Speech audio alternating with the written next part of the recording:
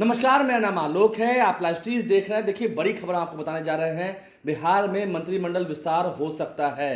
बिहार में cabinet expansion की बात है, कैबिनेट रिशफलिंग की बात हो रही है और ये हो सकता है और जल्द ही हो सकता है। मतलब अगले 3-4 दिनों के भीतर ये खबर निकल के आ सकती है। हम आपको सबसे बड़ी खबर बता रहे हैं, बिहार में मंत्रिमंडल विस्तार होने जा रहा है। ये कंफर्म खबर निकल के आ रही है। बिहार विधानमंडल का बजट सत्र 28 फरवरी से शुरू है। उससे पहले ही देखिए, आज तारीख हो गई 25 फरवरी, यानी कि अगले 2-3 दिनों के भीतर बिहार में मंत्रिमंडल विस्तार होने की पूरी संभावना है। कल महाशिवरात्रि का त्यौहार है, कल छुट्टी है। अब तारीख बच गई 27, तो उम्मीद है अगले 2-3 दिनों के अंदर मंत्रिमंडल विस्तार बिहार में हो सकता है। ये बड़ी खबर निकल के आ रही है। नीतीश कुमार की कैबिनेट में रिशफलिंग भी हो सकता है। कई मंत्री क्या ड्रॉप आउट भी किए जाएंगे, इस पर फिलहाल संशय बरकरार है। क्या कई मंत्रियों को ड्रॉप आउट भी किया जाएगा, संशय इस पर बरकरार है। लेकिन हाँ, मंत्रिमंडल विस्तार होना, क्योंकि देखिए दिलीप जायसवाल जो कि बिहार बीजेपी के प्रदेश अध्यक्ष हैं, वो बीजेपी के प्रदेश अध्यक्ष भी हैं, बिहार सरकार के मंत्री भी हैं। देखना होगा क्या वो अपने मंत्री पद पर बने रहते हैं, क्योंकि इस साल विधानसभा चुनाव है। बीजेपी और एनडीए ऐसी स्ट्रैटेजी बना रही है कि इस साल कहीं से कोई चूक ना रह जाए। जिन क्षेत्रों में उन्हें वोट कम आए थे लोकसभा चुनाव में या और भी चुनाव में, वहाँ पर के जो प्रतिनिधि हैं उन्हें मंत्री बनाया जा सकता है। तो ये पूरी जानकारी निकल के आ रही है।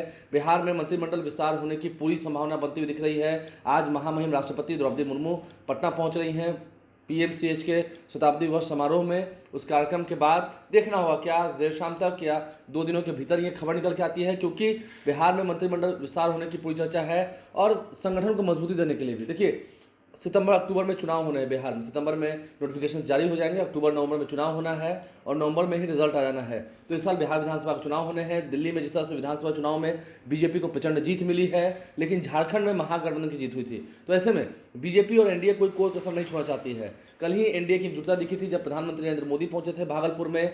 किसान सम्मान निधि योजना के तहत जो लाभुक किसान हैं, करोड़ों की संख्या में किसान हैं, उन्हें पैसा उनके डायरेक्ट खाते में दिया गया है। तो नरेंद्र मोदी ने वहाँ पर हमारे लाडले मुख्यमंत्री नीतीश कुमार को लाडले मुख्यमंत्री कहा है। ये भी तय हो चुका है पहले से कि नीतीश कुमार के नेतृत्व में, नीतीश कुमार ही नेतृत्व करता है, उनके ही नेतृत्व में बिहार में विधानसभा का चुनाव लड़ेगी एनडीए और मुख्यमंत्री भी नीतीश कुमार ही होंगे। क्योंकि देखिए, बीजेपी के पास और अलायंस पार्टनर के पास फेस तो नीतीश कुमार ही है, तो उन्हें ही आगे करना होगा और नीतीश कुमार की पार्टी भी यही चाहती भी है। देखिए, एनडीए का अलायंस तो हो चुका है, लेकिन अब जब मंत्रिमंडल विस्तार की चर्चा हो रही है तो कई सारे नामों की चर्चा होगी।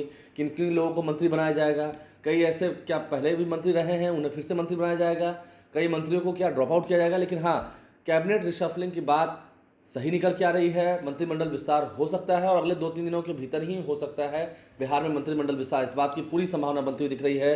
देखना होगा कौन कौन से वो नए चेहरे हैं जिन्हें मंत्री बनाया जाएगा। क्या जेडीयू से भी कुछ नए मंत्री बनेंगे, क्या कुछ ड्रॉप आउट होंगे, बीजेपी से कौन कौन ड्रॉप आउट होंगे, फिर बीजेपी से किन्हें मंत्री बनाया जाएगा। क्योंकि कई ऐसे मंत्री हैं बिहार सरकार में जिनके पास 2-2 विभाग हैं, जिनके पास 2 विभाग है, एक मंत्री है लेकिन 2 विभाग है। तो ऐसे में और विभाग जो उनके पास से बचेंगे, जैसे विजय सिन्हा के पास 3-3 विभाग है, नीतीश मिश्रा के पास 2 विभाग है, मंगल पांडे के पास 2 विभाग है, नितिन नवीन के पास 2 विभाग है।